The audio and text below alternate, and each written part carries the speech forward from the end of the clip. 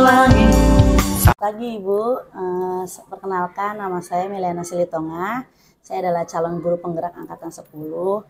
Saya mohon izin kepada Ibu untuk waktunya saya wawancarai. Tapi sebelumnya, bolehkah Ibu memperkenalkan diri? Oke, selamat pagi Ibu Melia. Panggilnya boleh? Boleh. Saya dengan Ibu Sinta Julianti. Alhamdulillah dipercaya sebagai kepala sekolah di SDSG Remaja. Sudah berjalan masuk tahun kedua. Oh, sudah tahun kedua ya, Bu, ya.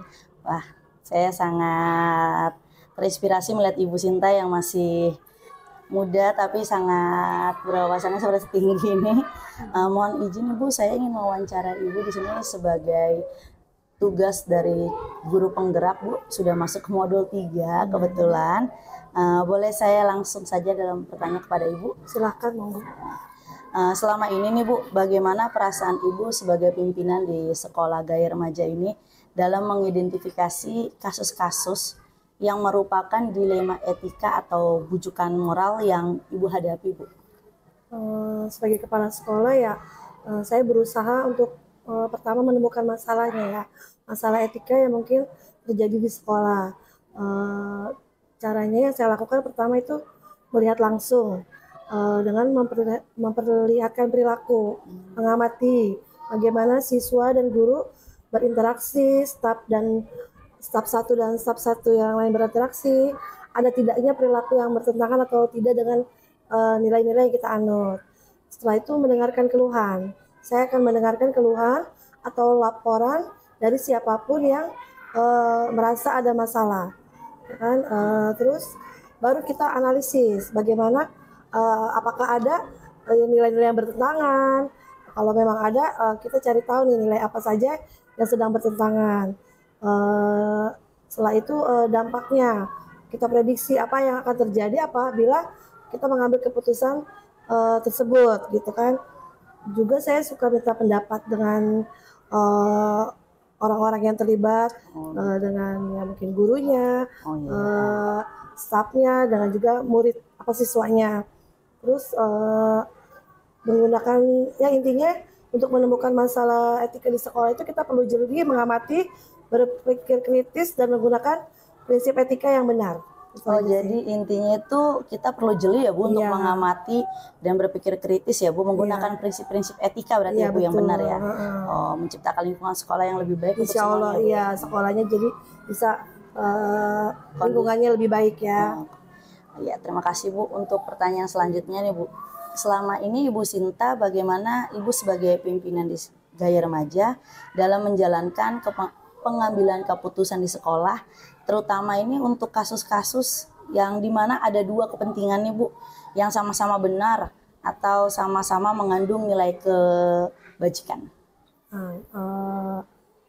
Kalau dihadapi situasi yang melibatkan moral agak sulit ya, tapi langkah-langkahnya yang pertama memahami masalahnya dulu nih, dengan cara mengumpulkan informasi sama jangan lihat dari satu sudut aja, tapi dari berbagai sudut kita juga menilai dari sisi gurunya, siswanya, pokoknya objeknya objeknya. Terus prinsip-prinsipnya, nilainya, keadilannya, kejujurannya, kebaikannya itu penting pada setiap pengambilan keputusan. Terus dampaknya juga kita pikirkan keputusan kita ambil dalam jangka panjang dan jangka pendeknya. Untuk semua pihaknya juga bagaimana dampaknya apabila keputusan itu kita ambil, gitu sih. Solusi terbaiknya pasti menguntungkan bagi semua pihak ya, tidak hanya satu pihak tapi kedua belah pihak. Terus juga adil, pastikan keputusan ini adil nggak nih bagi semua pihak, jangan sampai memberatkan salah satunya. Terus, jadi intinya berusaha membuat keputusan yang terbaik ya Bu ya, untuk semua orang dan mempertimbangkan yang pasti nilai-nilai moral, juga dampaknya tadi Bu, jangka panjang pendeknya setiap pilihan. Ya, terima kasih Bu. Pertanyaan selanjutnya nih Bu, langkah-langkah apa yang Ibu Sinta, ya langkah-langkah atau prosedur seperti apa yang biasa Ibu Sinta lakukan selama ini dalam pengambilan keputusan Bu? Pertanyaan ketiga. Langkah pengambilan keputusannya berbasis nilai kebajikan pertama yaitu pasti kita harus mengenali masalahnya dulu ya. Masalahnya apa nih yang kita sedang hadapi. Baru kita kumpulkan fakta-fakta informasinya yang relevan dengan situasi kita hadapi secara menyeluruh. Terus baru tentukan nilai utamanya. Apa nih nilai utamanya yang penting dalam situasi ini? Keadilannya, kejujurannya, kita gali lagi. Terus sesuaikan dengan prinsip sekolah kita. Nilai ini sejalan atau tidak dengan prinsip di sekolah kita yang kita jalani, yang kita anut gitu ya. Jadi pakai prinsip sekolah juga ya, Bu ya. Betul. Nah, berarti pengambilan keputusan ini berbasis nilai kebajikan adalah proses berkelanjutan ya, Bu, melibatkan seluruh anggota seluruh anggota komunitas sekolah dengan mengikuti langkah-langkah yang seperti Ibu sebutkan tadi, dapat memastikan bahwa setiap keputusan yang diambil tidak hanya menguntungkan sekolah tetapi mencerminkan nilai-nilai luhur, Bu. Nilai luhur, betul. Terima kasih, Bu. Nah, untuk pertanyaan yang keempat, Bu, nih, hal-hal apa saja yang selama ini Ibu Sinta anggap efektif dalam pengambilan keputusan pada kasus-kasus dilema etika, Bu, yang Ibu ketahui? Langkah efektif dalam mengatasi dilema etika dalam pengambilan keputusan itu libatkan semua pihak ya, sejak guru, siswa, orang tua, staf untuk ikut serta dalam mengambil keputusan. Jadi bukan hanya keputusan di kepala sekolah saja, di guru saja atau di orang tua, tapi semuanya agar jadi pendapatnya kita dengarkan agar pendapat mereka tuh berharga ya. Terus open, jujur dan terbuka itu juga penting. Kita sampaikan informasi secara jelas kepada semua pihak. Tadi nilai-nilai juga yang keadilan, kejujuran tadi ya, sama aturannya. Apa nih aturannya udah pedomannya udah jelas belum nih dalam menghadapi situasi yang kita hadapi itu sih ya.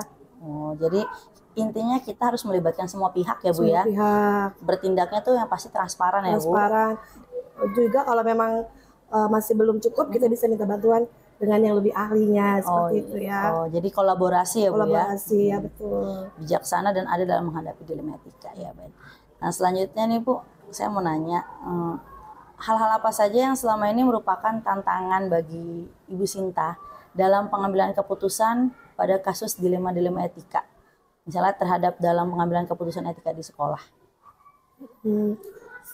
Seringkali kondisinya sulit ya kita untuk membuat keputusan ya antara guru, orang tua dan siswa. Nah, tantangan umumnya biasanya sih ya, itu dilema moral ya. Kita harus memilih dua nilai yang sama-sama penting, misalkan kejujuran atau belas kasihan sama anak ya. Kejujuran versus belas kasihan ya kan. Terus tekanan juga kan dari berbagai pihak. Orang punya pendapat sendiri dan merasa benar kan gitu. Yang ini merasa benar, yang ini merasa benar gitu kan. Kita juga harus menyeimbangkan antara keduanya sehingga berjalan baik keduanya ya harapannya. Terus informasi yang nggak lengkap, kita kadang setengah-setengah ya kan, informasi kita dapat itu juga bisa membuat keputusan yang kita ambil jadinya tidak tepat. Itu sih pengaruh pribadi juga kadang-kadang ya, perasaan kita mempengaruhi ya kan. Jadi apalagi perempuan ya lebih pakainya perasaan daripada logika seperti itu.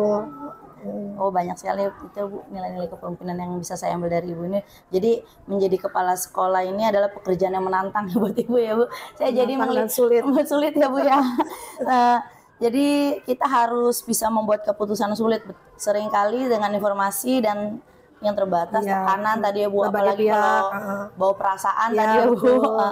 Dengan demikian kepemimpinan yang kuat, komunikasi yang baik, pemahaman yang mendalam tentang etika dapat mengatasi tantangan-tantangan ya, Bu ya. Membuat keputusan untuk yang sekolah terbaik ya. Konsistensinya itu ya. Iya. Terima kasih, Bu. Selanjutnya apakah Ibu Sinta memiliki sebuah tatkala atau jadwal, Bu, nih, jadwal tertentu dalam sebuah penyelesaian dilema etika? Apakah Ibu Sinta sebagai pimpinan di Gairah Remaja langsung menyelesaikan di tempat atau memiliki sebuah jadwal untuk menyelesaikan bentuk atau prosedur seperti apa, Bu Sinta bisa dilakukan biasanya? Tergantung masalah dan kondisinya ya. Kalau saya ya, balik lagi ya, Bu, masalah kondisinya. Tapi balik lagi kita ada langkah-langkahnya apabila memang situasinya rumit atau sulit, kita enggak langsung bertindak, tapi kita akan kumpulkan tadi informasinya lagi dari berbagai sumber ya kan. Terus kita tanyain pendapatnya, diskusi juga dari apa nih masalahnya gitu kan, kita bicara dulu orang-orang supaya tidak salah tadi dalam mengambil keputusan. Kalau masalahnya bisa diselesaikan saat itu, kita selesaikan saat itu. Tapi kalau memang agak rumit dan sulit, kita tidak bisa langsung ambil keputusan kan. Kita harus tanya dulu dari berbagai pihaknya, yaitu memahami masalahnya ya. Jadi lihat dulu masalahnya. Terus sama situasinya tadi yang saya bilang kan, penting masalahnya penting atau enggak nih, urgent harus kita tangani atau bagaimana. Kalau memang kita tidak bisa menyelesaikan sendiri, kita ada bantuan guru kan, dewan komite ya kan, rapat darurat lah ya ibaratnya, cari solusi terbaiknya. Tadi diskusi ya kan, sama tetap balik lagi nilai-nilai tadi kita pakai lagi ya kan. Ya, Bu, ya. Penting situasinya, kejujuran segala macam itu ya. Berarti lihat situasi dan urgent atau tidak ya, Bu ya. Jadi dua-duanya Ibu lakukan ya, Bu ya, tergantung masalahnya apa. Berarti Ibu berusaha menyelesaikan masalah etika dengan cepat ya, Bu, dan adil ya. Juga transparan ya, Bu, karena melibatkan beberapa pihak ya, Bu ya. Ibu juga memastikan bahwa semua keputusan yang diambil sesuai dengan nilai-nilai yang diyakini. Iya, sangat baik sekali, Bu, jawabannya. Terima kasih. Selanjutnya, adakah seseorang atau faktor-faktor apa yang selama ini mempermudah atau membantu Ibu Sinta dalam pengambilan keputusan dalam kasus-kasus dilema etika? Kalau yang membantu atau dukungan dari saya yang pasti ya tim guru-guru saya ya, kayak remaja ya, yang tempat saya berdiskusi ya kan, terus komite ketua yayasan, karena kita kan dinaungi sama yayasan ya. Di atas saya masih ada ketua yayasan. Kalau saya belum maksimal dalam menyelesaikan masalah, saya akan minta atau bimbingan dari ketua yayasan gitu kan. Komunitas sekolah juga, orang tua ada komitenya. Apabila kita bisa sharing, kita sharing. Kalau dari luar paling ya pengawas ya, Kasatlak kita bantuan pengawas Kasatlak ya, kita bisa bantuan seperti itu. Berarti dengan menggunakan pendekatan yang Ibu bilang tadi, ke ketua yayasan, komite, guru-guru, sampai ke Kasatlak, pengawas itu, Ibu merasa lebih terbantu ya, Bu ya, dan didukung dalam pengambilan keputusan yang bijaksana ya, Bu, dan etis di sekolah. Ya.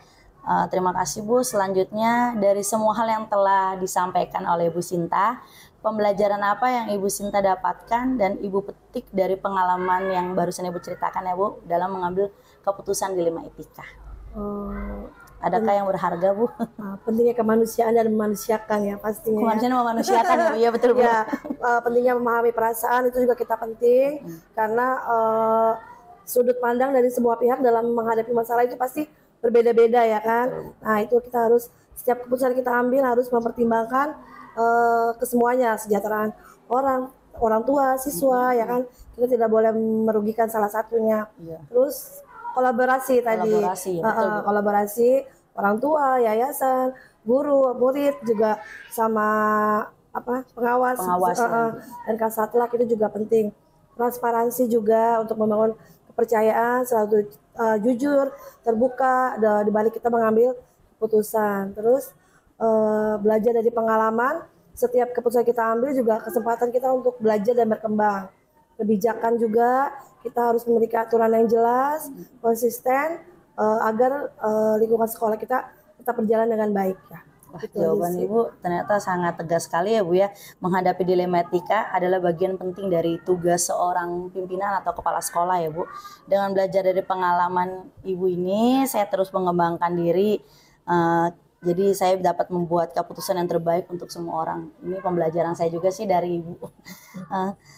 Itu aja sih, Bu, yang saya mau tanyakan tadi tentang dilema etika dan bujukan moral. Terima kasih waktunya saya lagi untuk Bu Sinta, karena sudah menyediakan waktunya dari sekolah SD Gaya Remaja ini ya, Bu ya. Saya sebelumnya, Bu, selain ke Ibu, saya juga ke pimpinan saya di sekolah Cilincing 01 pagi.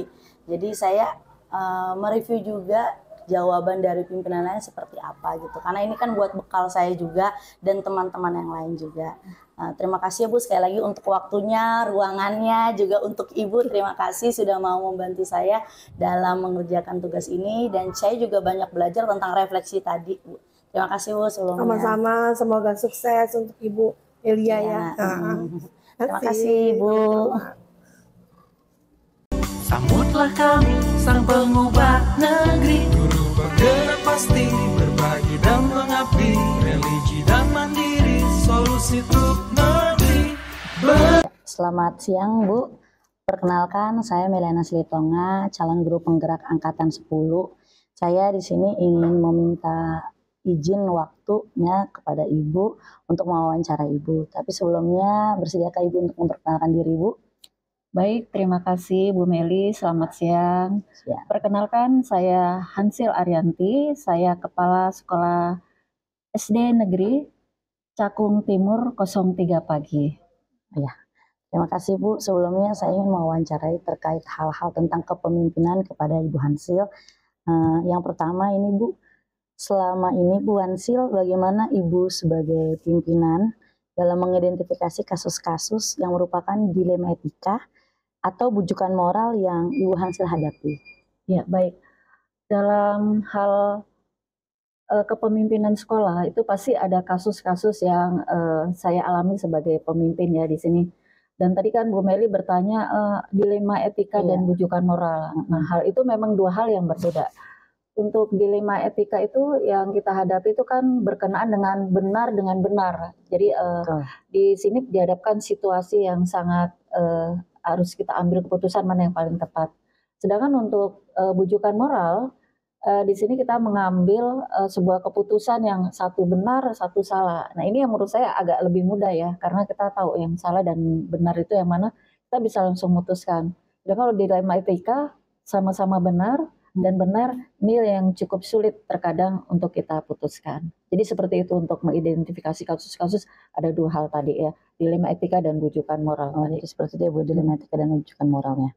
Baik Bu, untuk pertanyaan kedua nih Bu, masih nyambung ya Bu. Selama ini bagaimana Ibu Hansil sebagai kepala sekolah atau pimpinan di sekolah dalam menjalankan itu pengambilan keputusan di sekolah, terutama nih untuk kasus-kasus di mana ada dua kepentingan Bu, yang sama-sama benar, yang tadi seperti Ibu katakan sama-sama benar atau sama-sama mengandung nilai kebajikan.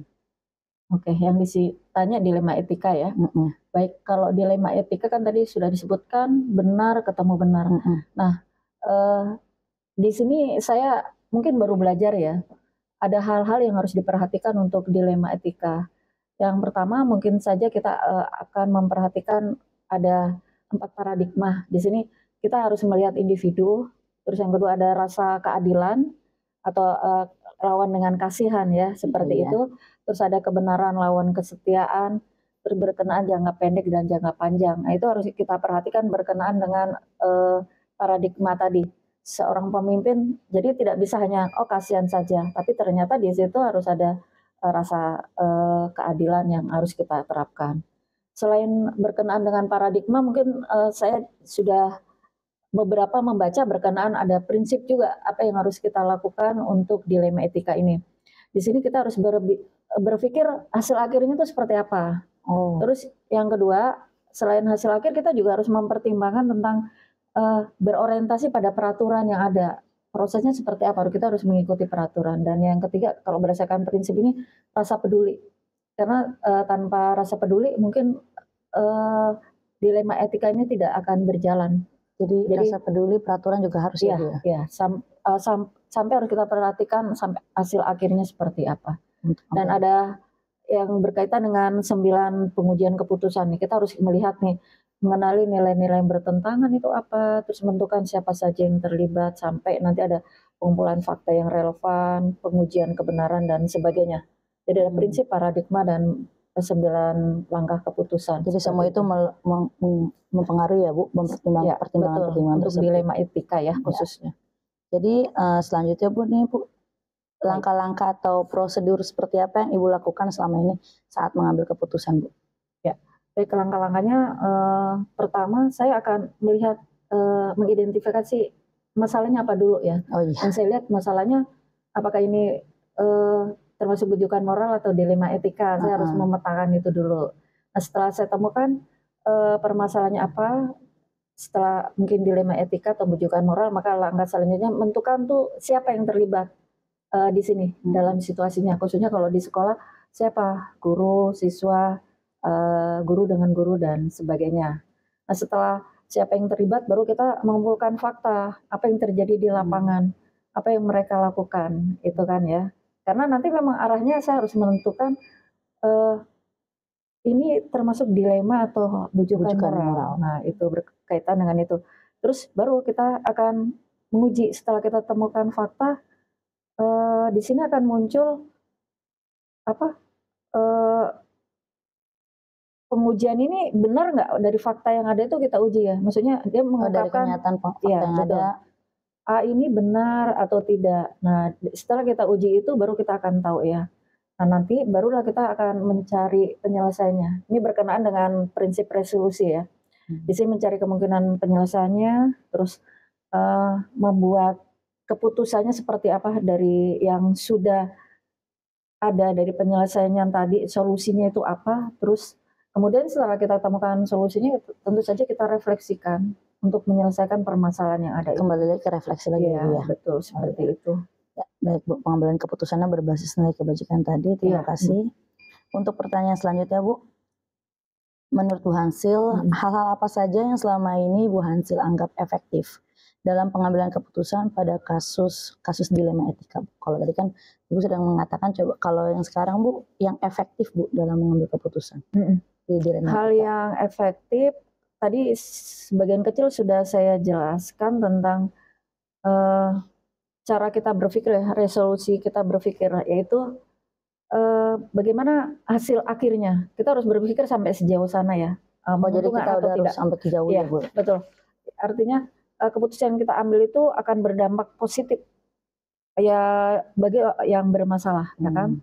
Terus semua itu kita harus berpegang teguh pada peraturan, pada proses peraturan, dan yang pasti kita harus memunculkan yaitu rasa peduli kita, gitu. Jadi memunculkan 3 hal itu yang paling efektif menurut saya. Jadi walaupun peraturan harus ada tetap rasa peduli ya, betul, ya, harus ada efektif dalam dilema etika. Ya, berarti Ibu melibatkan semua pihak juga ya? Ya, betul. Seluruhnya diskusi dengan para guru, pemangku kepentingan sekolah, dan hal-hal lainnya berkenaan dengan masalah yang ada. Ya, baik Bu. Selanjutnya, hal-hal apa saja yang selama ini merupakan tantangan dalam pengambilan keputusan pada kasus dilema etika? Adakah tantangannya Bu? Tantangannya ini karena dilema etika ini kan kebenaran dengan kebenaran ya. Iya. Terkadang kita yaitu memunculkan kadang-kadang lebih ke bujukan moral ya, langsung menjas, oh salah, dia benar gitu. Nah ini yang kadang-kadang belum kita terapkan. Nah mungkin di sini yang menjadi tantangan itu tadi. Tapi saya berusaha lagi, saya kembalikan kepada nilai-nilai yang saya pegang teguh tadi ya, bahwa kita harus mempunyai tadi prinsip dengan mempunyai aturan, langkah-langkah yang harus kita lakukan. Berarti Ibu berpegangan pada prinsip dan tetap ke peraturan ya Bu ya, langkah-langkahnya. Yang ya sudah ada, dan jangan lupa kita harus berkolaborasi ya dengan stakeholder sekolah. Artinya kita tidak bisa bekerja sendiri menerapkan itu. Harus berkolaborasi dengan stakeholder sekolah. Ya, terima kasih Bu. Selanjutnya, apakah Ibu Hansil memiliki sebuah tatkala atau jadwal Bu, ini jadwal tertentu dalam sebuah penyelesaian kasus dilema etika? Apakah Ibu sebagai pimpinan langsung menyelesaikan di tempat atau memiliki sebuah jadwal untuk menyelesaikan bentuk atau prosedur seperti apa yang bisa Ibu Hansil biasanya lakukan? Ya, tentu saja saya mempunyai program ya, dan saya di dalam program itu pasti mau tidak mau pasti akan ada permasalahan muncul. Untuk waktu sudah saya terapkan. Tapi terkadang kan permasalahan itu tidak muncul sesuai yang kita inginkan ya. Nah, tapi terkadang kan tidak sesuai. Nah, itu kadang-kadang sewaktu-waktu dan urgensi permasalahan itu. Tergantung permasalahan. Ya, tergantung permasalahan yang semakin mendesak ya semakin harus kita selesaikan. Jadi tidak membiarkan berlarut-larut gitu. Seperti itu. Jadi lihat dulu topik permasalahannya ya Bu ya. Tapi memang ada alokasi khusus untuk pemecahan tentang dilema etika yang saya hadapi di sekolah saya, seperti itu. Jadi intinya Ibu berusaha menyelesaikan masalah itu dengan cepat dan tepat ya Bu ya. Terima kasih. Selanjutnya Bu Hansil, adakah seseorang atau faktor-faktor apa yang selama ini Ibu Hansil mempermudah atau membantu Ibu dalam pengambilan keputusan dalam kasus-kasus dilema etika? Ya, pastinya ada. Karena sebagai seorang pemimpin kita juga membawahi sebuah organisasi ya, ini kan guru ya. Saya mempunyai manajemen dan biasanya saya berdiskusi dengan manajemen ini. Dan manajemen ini nantilah yang akan saya ajak untuk menyelesaikan permasalahan ini dengan pertimbangan-pertimbangan yang terbaik untuk memberikan solusi terhadap dilema etika yang kami hadapi di sekolah kami. Jadi manajemen sekolah ya Bu ya? Ya, manajemen sekolah, ya stakeholder sekolah yang saya butuhkan. Contohnya kalau emang dia bermasalah dengan dilema etika itu sama bermasalah dengan gurunya, maka guru itulah yang saya libatkan. Tapi manajemen memang harus tahu dengan permasalahan dari sekolah. Jadi dengan pendekatan seperti itu ya Bu ya, itu bisa membantu Ibu dan mendukung Ibu. Ya baik, terima kasih Bu. Nih Bu, yang terakhir nih Bu. Dari semua hal yang telah Ibu sampaikan dan saya sampaikan juga kepada Ibu, pembelajaran apa yang Ibu Hansil dapatkan dan Bu Hansil petik dari pengalaman Ibu mungkin dalam mengambil keputusan dilema etika? Ya baik, sebagai seorang pemimpin kita pasti dihadapkan sebuah permasalahan. Dan kita harus bijak dalam menentukan ke depannya untuk sebuah keputusan. Harus bisa membedakan yang disebut dengan dilema etika atau bujukan moral. Ya. Karena itu tadi yang sangat sulit adalah di saat kebaikan bertemu dengan kebaikan, kita harus mempunyai cara terbaik. Yaitu tadi sudah saya sebutkan ada hal yang harus saya lakukan, seperti kita harus melihat hasil akhirnya, tidak hanya memikirkan saat ini ya, hasil akhirnya nanti seperti apa, itu harus kita pertimbangkan dari awal pas saat kita menyelesaikan masalah. Yang kedua, kita harus berkenaan dengan situasinya saat ini seperti apa, dengan peraturan-peraturan yang ada di sekolah yang sudah kita terapkan. Jadi peraturan yang sudah kita terapkan ya harus kita lakukan, bukan berarti tidak boleh dilanggar, tapi itu memang yang harus kita lakukan karena peraturan itu menentukan sebuah proses sistem itu akan berjalan. Dan yang terakhir inilah yang kemanusiaan kita muncul ya. Kita akan ada rasa peduli. Peduli itu dengan kebajikan, nilai-nilai kebajikan yang ada dalam diri kita.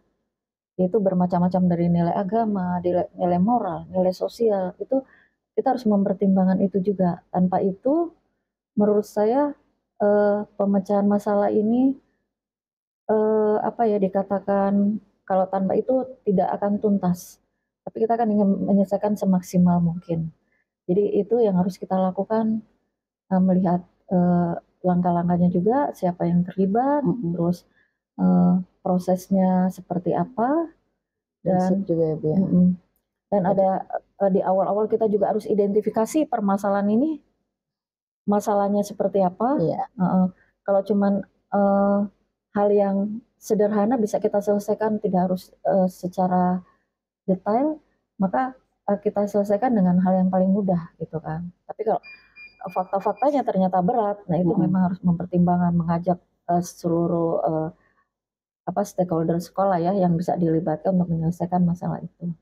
Jadi seperti itu. Sangat bagus dan menarik sekali penjelasan Ibu mengenai ini. Berarti menghadapi dilema etika secara rangkum Bu adalah bagian penting ya Bu, tugas sebagai seorang pemimpin. Dengan belajar dari pengalaman dan terus mengembangkan diri. Tadi terus-terusan Ibu bilang prinsip-prinsip rasa kepedulian ya Bu ya. Saya jadi bisa belajar kalau ini yang Ibu sebutkan tersebut itu dapat membantu kita membuat keputusan yang terbaik untuk semua orang juga ya Bu ya. Jadi tadi ada rasa kasihan, kepedulian, tapi tetap harus dengan peraturan yang ada ya, jangan melanggar dari itu. Iya, jadi ya terima kasih Bu Hansil untuk waktunya. Sebelumnya mohon maaf kalau saya mengganggu Ibu. Seperti ini sih Bu wawancaranya sudah dengan 8 pertanyaan. Ini adalah tugas dari guru penggerak Bu yang akan saya unggah nanti. Saya izin Ibu adalah artis saya. Saya akan mengunggah Ibu. Terima kasih ya Bu ya. Saya salam dulu Bu. Ya, baik, terima kasih Bu Meli juga. Ya.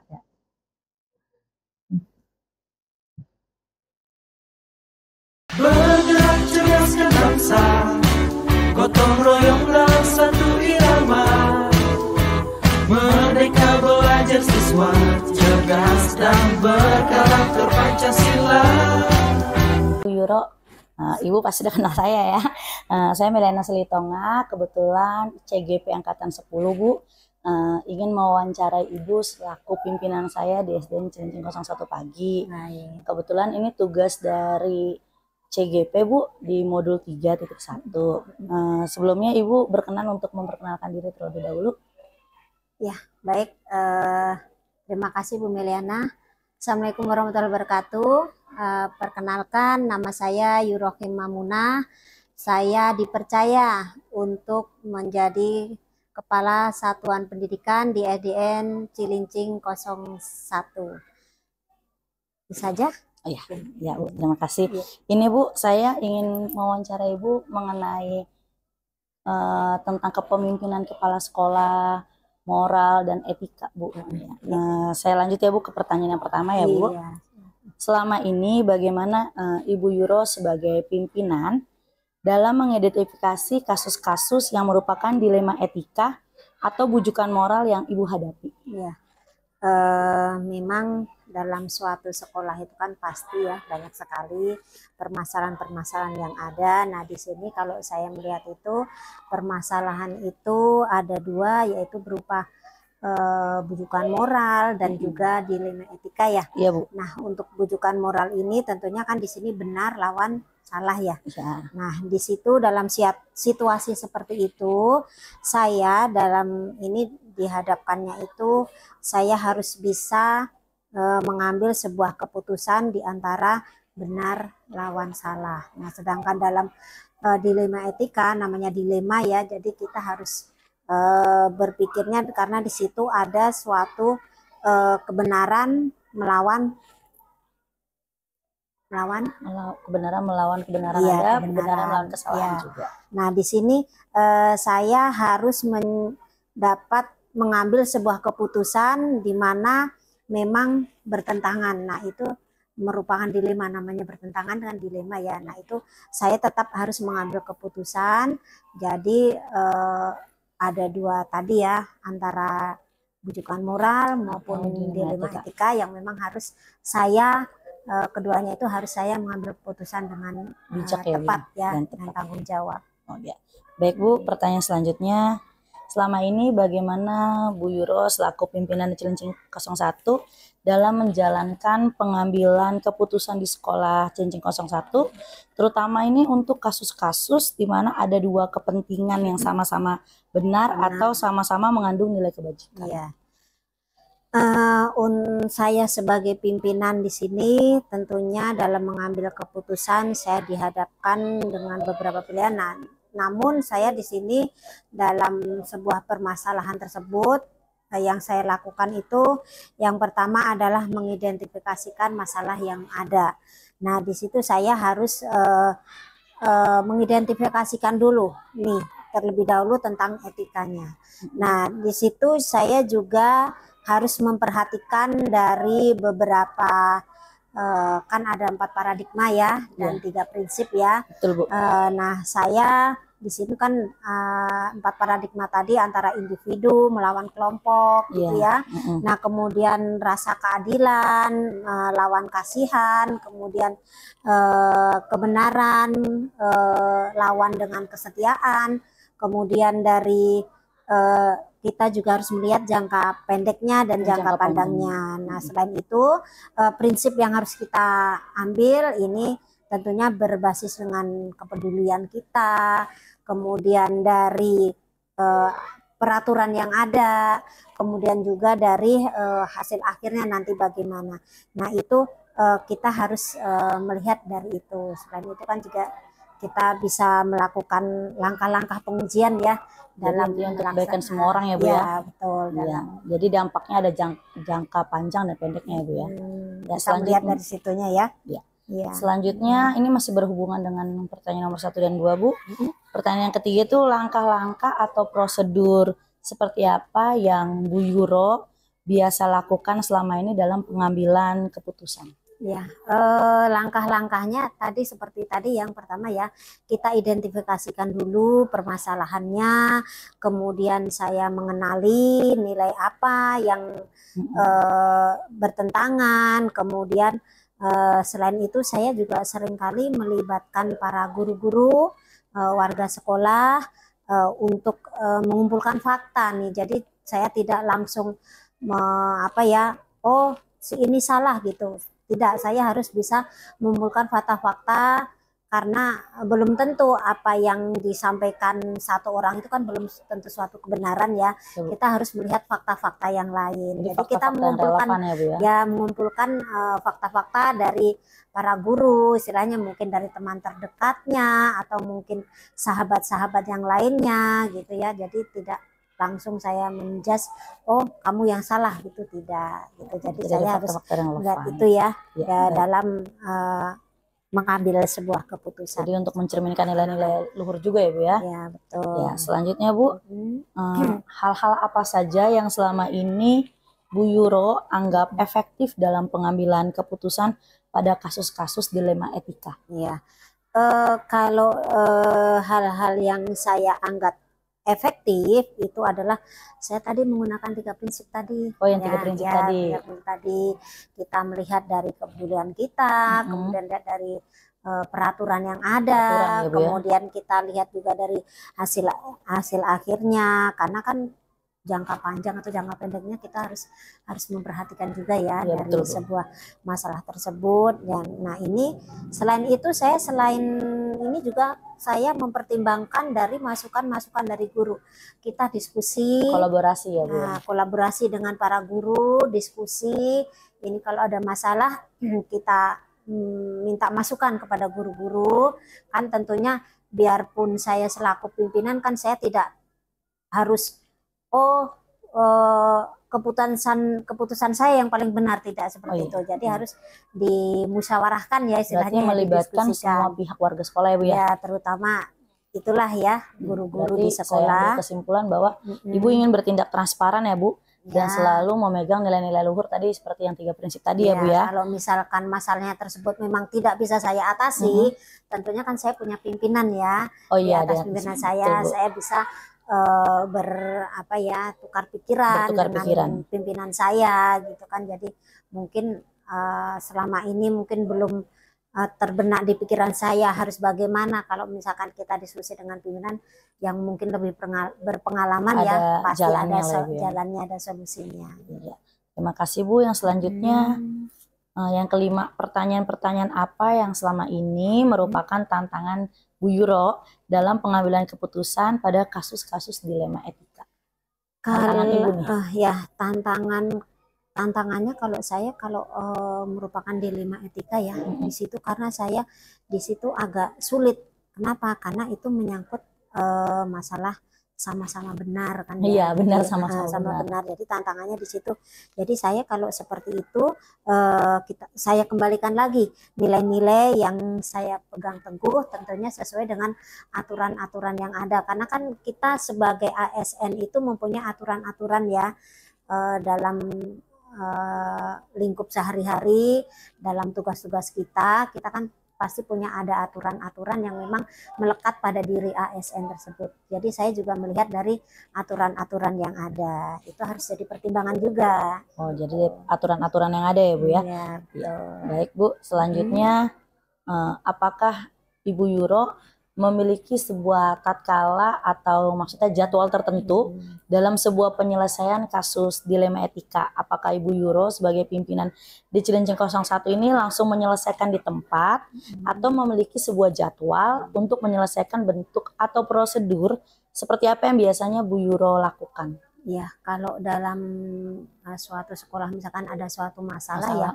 Saya sih tidak merencanakan ini harus selesai dalam 1 bulan misalkan. Gitu. Oh ini harus selesai dalam sekian bulan, harus selesai dalam sekian hari. Prinsip saya semakin cepat itu diselesaikan maka semakin baik ya, akan terpecahkan masalahnya. Jadi kalau menurut saya sih nggak harus membuat jadwal ya. Istilahnya kalau emang masalah tersebut berat, tentunya pokoknya kita harus segera menyelesaikan gitu. Kalau misalkan saya tidak bisa menyelesaikan, kan tadi saya sampaikan bahwa saya itu mempunyai atasan gitu ya. Iya, jadi saya tetap berkolaborasi dengan pimpinan saya. Berarti jadi nggak ada harus ada alokasi khusus waktu ya. Gitu. Berarti saya simpulkan ya Bu bahwa Ibu ingin menyelesaikan masalah tentang etika ini dengan cepat ya Bu, nggak pakai waktu. Jadi Ibu cepat tapi transparan gitu ya Bu ya. Lebih cepat lebih baik, kan namanya masalah nggak boleh dilama-lamakan. Iya, nanti berlarut-larut ya Bu. Iya, berlarut-larut malah nggak selesai-selesai. Ya, selanjutnya Bu, adakah seseorang atau faktor-faktor apa yang selama ini mempermudah atau membantu Ibu dalam pengambilan keputusan dalam kasus-kasus dilema etika?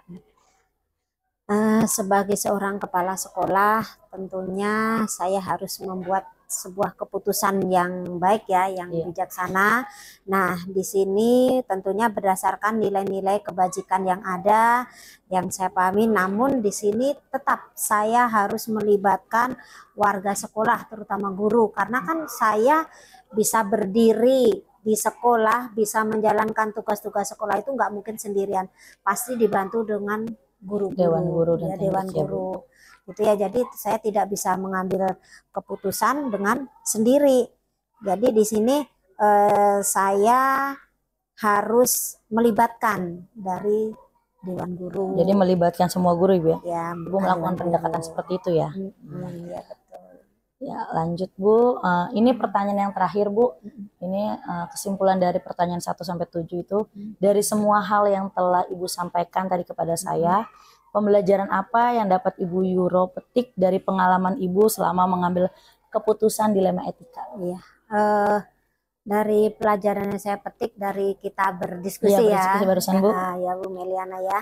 Nah, ini yang saya ambil itu sepertinya tentang nilai-nilai kebajikan ya. Nilai-nilai kebajikan dalam diri, terutama saya selaku kepala sekolah ya.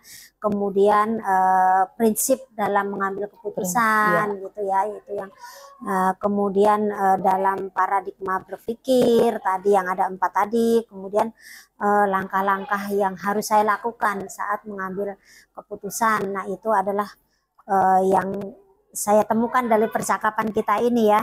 Jadi dalam mengambil keputusan saya yang bertanggung jawab ya. Di situ harus tadi yang saya ini kan ya, ada nilai kebajikannya, kemudian ada prinsipnya, kemudian ada juga langkah-langkah dalam mengambil keputusan. Saya simpulkan bahwa dilema etika ini penting bagian tugas seorang pimpinan berarti ya Bu ya. Dengan belajar pengalaman dan terus ini membuat kita menjadi mengembangkan diri kita ya Bu ya, untuk membuat keputusan yang baik yang pasti untuk semua orang ya. Karena ini kan berhubungan dengan kepemimpinan ya Bu, moral dan dilema etika. Untuk itu Bu, terima kasih untuk waktunya. Saya sudah bertanya dengan 8 pertanyaan kepada Bu Yuro. Terima kasih untuk waktu dan ruangannya, juga untuk Ibu. Saya izin pamit ya Bu ya. Baik, terima kasih. Mudah-mudahan Bu Meliana, CGP Angkatan 10, pantang mengeluh ya. Nah, semoga sukses terusnya, lulus dengan nilai yang terbaik. Ya, terima kasih Bu. Ya, terima kasih sama-sama. Taklukkan rintangan yang ada, percaya yang kuasa guru penggerak akan selalu ada. Siswa Indonesia bahagia.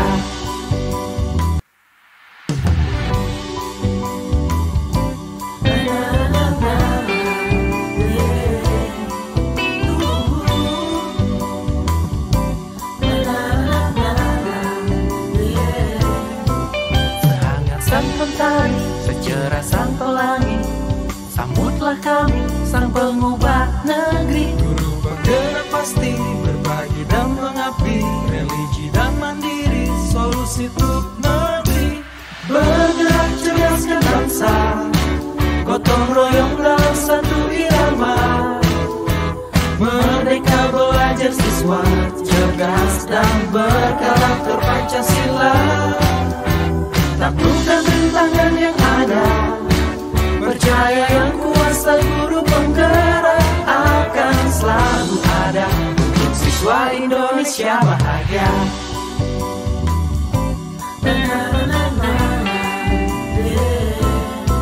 Sehangat sang mentari, secerah sang pelangi, sambutlah kami sang pengubah negeri. Guru penggerak pasti, berbagi dan mengabdi, religi dan mandiri, solusi untuk negeri.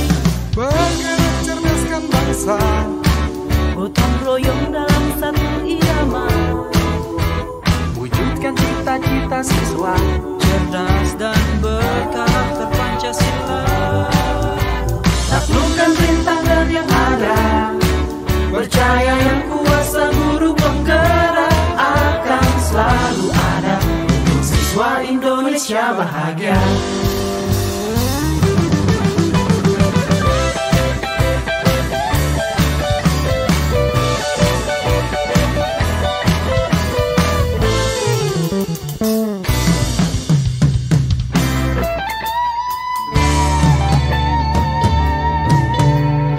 Bergerak cerdaskan bangsa, gotong royong dalam satu irama, merdeka belajar siswa, cerdas dan berkarakter Pancasila.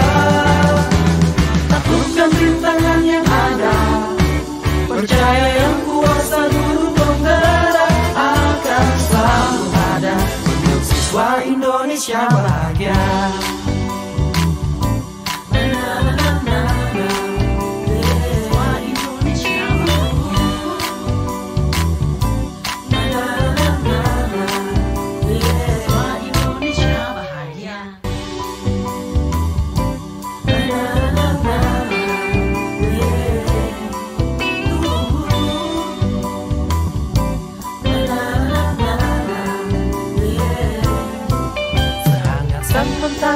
Secerah sang pelangi, sambutlah kami sang pengubah negeri. Guru penggerak pasti, berbagi dan mengabdi, religi dan mandiri, solusi untuk negeri. Bergerak cerdaskan bangsa, gotong royong dalam satu irama, merdeka belajar siswa, cerdas dan berkarakter Pancasila. Taklukkan rintangan yang ada, percaya yang kuasa guru penggerak akan selalu ada untuk siswa Indonesia bahagia.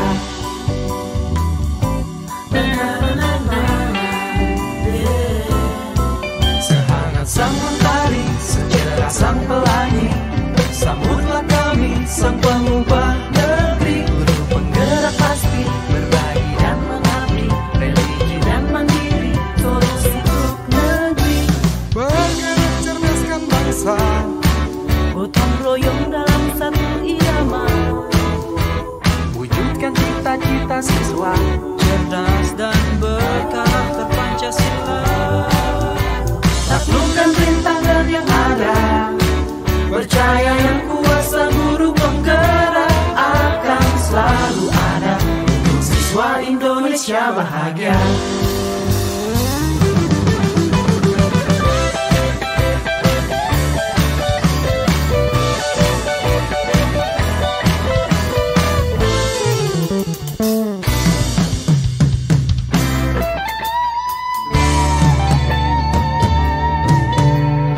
Bergerak cerdaskan bangsa, gotong royong dalam satu irama, merdeka belajar siswa, cerdas dan berkarakter Pancasila. Taklukkan rintangan yang ada, percaya yang kuasa guru penggerak akan selalu ada untuk siswa Indonesia bahagia.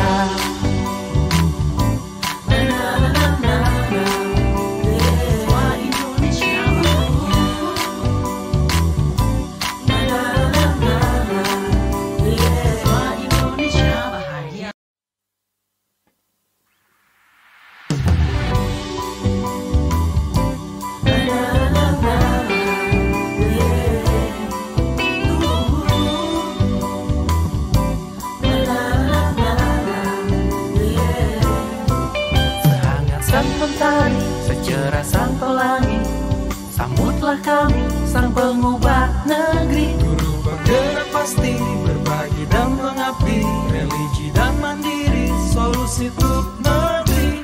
Bergerak cerdaskan bangsa, gotong royong dalam satu irama, siswa cerdas dan berkarakter Pancasila.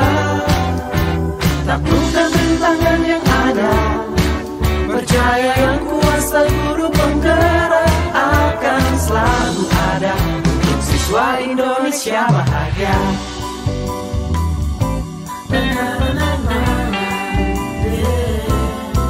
Sehangat sang mentari, secerah sang pelangi, sambutlah kami sang pengubah negeri. Guru penggerak pasti berbagi dan mengabdi, religi dan mandiri, solusi untuk negeri. Bergerak cerdaskan bangsa, Gotong royong dalam satu irama, wujudkan cita-cita siswa cerdas dan berkarakter Pancasila. Taklukkan rintangan yang ada, percaya yang kuasa guru penggerak akan selalu ada untuk siswa Indonesia bahagia.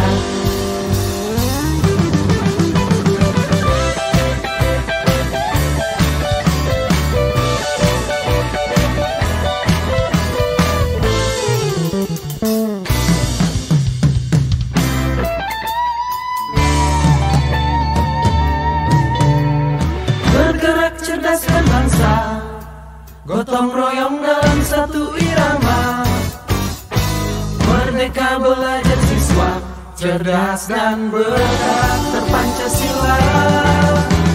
Taklukkan rintangan yang ada, percaya yang kuasa guru penggerak akan selalu ada untuk siswa Indonesia bahagia.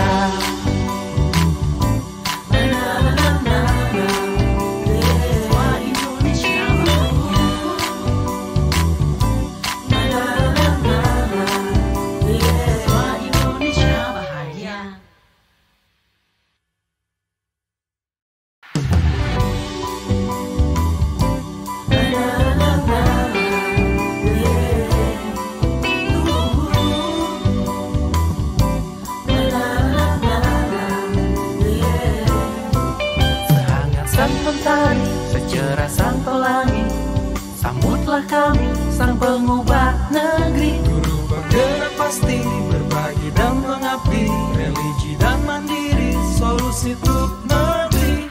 Bergerak cerdaskan bangsa, gotong royong dalam satu irama, merdeka belajar siswa cerdas dan berkarakter Pancasila. Taklukkan rintangan yang ada, percaya yang kuasa guru penggerak akan selalu ada untuk siswa Indonesia bahagia.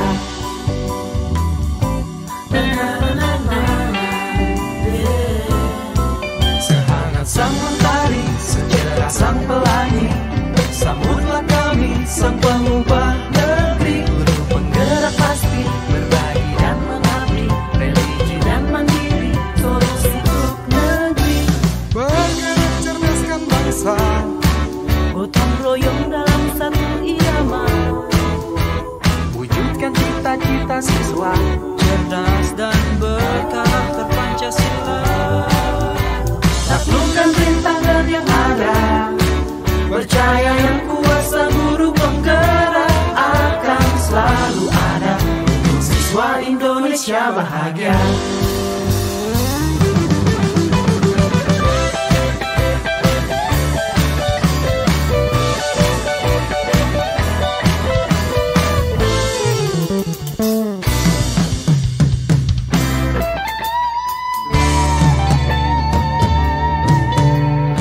Bergerak cerdaskan bangsa, gotong royong dalam satu irama, merdeka belajar siswa cerdas dan berkarakter Pancasila. Taklukkan rintangan yang ada, percaya yang kuasa guru penggerak akan selalu ada untuk siswa Indonesia bahagia.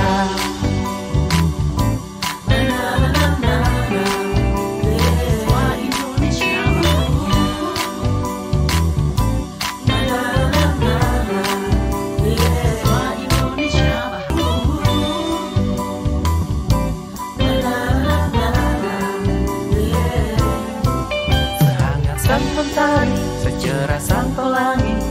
Sambutlah kami, sang pengubah negeri. Guru bergerak pasti, berbagi dan mengabdi, religi dan mandiri, solusi untuk negeri. Bergerak cerdaskan bangsa, gotong royong dalam satu irama. Merdeka belajar siswa, cerdas dan berkarakter Pancasila. Taklukkan rintangan yang ada, percaya yang kuasa guru penggerak akan selalu ada untuk siswa Indonesia bahagia.